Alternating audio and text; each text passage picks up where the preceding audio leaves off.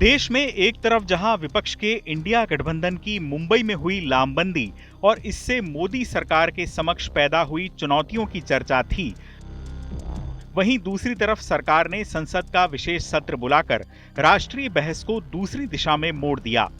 हर जगह one nation one election की चर्चा होने लगी। सरकार ने पूर्व राष्ट्रपति रामनाथ कोविंद की अध्यक्षता में एक समिति भी बना दी। इसके अगले दिन समिति के दूसरे सदस्यों के नाम भी सामने आए। कोविंद की अध्यक्षता वाली इस समिति में गृह मंत्री अमित शाह, अधीर रंजन चौधरी, गुलाम नबी आजाद, एन.के. सिंह, सुभाष कश्यप, हरीश साल्वे और संजय कोठारी शामिल होंगे।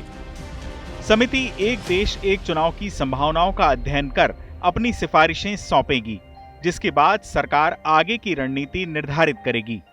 एवोल्यूशन में अभी नया जो विषय आता है देश के हित में, उसका तो चर्चा तो करना चाहिए। तो चर्चा करने के लिए कमेटी रचा दिया गया है। तो इसका अर्थ ये नहीं है कि कल से ही हो जाएगा, ऐसे तो हमने थोड़ी कहा है। यानी प्रहलाद जोशी कह रहे हैं कि अभी वन नेशन वन इलेक्शन पर सिर्फ समिति का गठन हुआ है। इसका मतलब ये नहीं कि कल से ही यह कानून बन जाएगा। जाहिर है केंद्र सरकार अभी इस मामले को केवल बहस के केंद्र में लाना चाह रही है। यूं भी इस पेचीदा मामले में आम राय बनने में समय लगेगा। जब लॉ कमीशन ने अपना पॉलिटिकल पार्टी से, जनता से ओपिनियन पूछा, तो उस वक्त ही हमने लॉ कमीशन को लिखकर दे दिया था कि हमारी party one nation one election के खिलाफ है। वन नेशन वन इलेक्शन अगर यूपी में हो जाए इलेक्शन, देखिए ये केवल इंडिया मीट जो हो रही थी उसको डिस्ट्रैक्ट करने के लिए बोला गया है। यूं भी वन नेशन वन इलेक्शन लागू करना इतना आसान नहीं है। इसके लिए सरकार को संविधान में कई संशोधन करने होंगे, राज्यों से रजामंदी लेनी होगी, साथ ही राज्य विधानसभाओं को भंग भी करना होगा।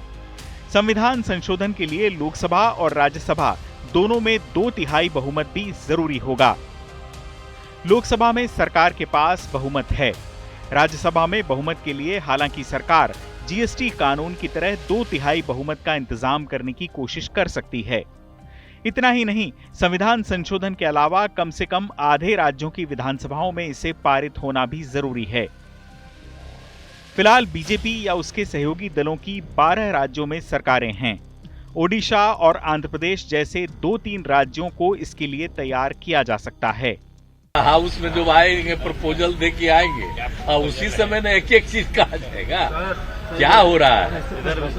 हम तो पहले ही से न, मेरा डाउट है कि भाई देखिए ये पहले ही चुनाव कराने के चक्कर में, क्योंकि इनको लग रहा है कि विपक्ष की एकता हो रही है, तब खतरा में वो आ गए। लेकिन प्रहलाद जोशी के रुख से लगता है कि सरकार ने वन नेशन वन इलेक्शन की संभावनाएं तलाशने के लिए अभी सिर्फ एक समिति बनाई है। संसद में फौरन इस कानून को लाए जाने के आसार नहीं हैं। वैसे जब से प्रधानमंत्री नरेंद्र मोदी केंद्र की सत्ता पर काबिज हुए हैं, तब से ये मुद्दा उठता रहा है। बीजेपी ने अपने घोषणा पत्र में भी इसका जिक्र किया है। हालांकि वन नेशन वन इलेक्शन लागू हुआ तो इसका ज्यादा फायदा बीजेपी और कांग्रेस जैसी राष्ट्रीय पार्टियों को होगा।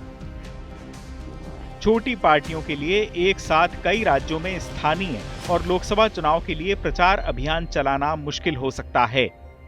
इसके अलावा वन नेशन वन इलेक्शन से बड़े नेताओं को पूरे साल कहीं न कहीं होते रहने वाले चुनावों में पसीना नहीं बहाना पड़ेगा। वन नेशन वन इलेक्शन का कानून कब बनेगा ये फिलहाल नहीं कहा जा सकता, लेकिन इस पर शुरू हुई बहस से विपक्ष की गोलबंदी पर हो रही चर्चा जरूर कुछ हद तक थम गई है। चुनाव आज तक।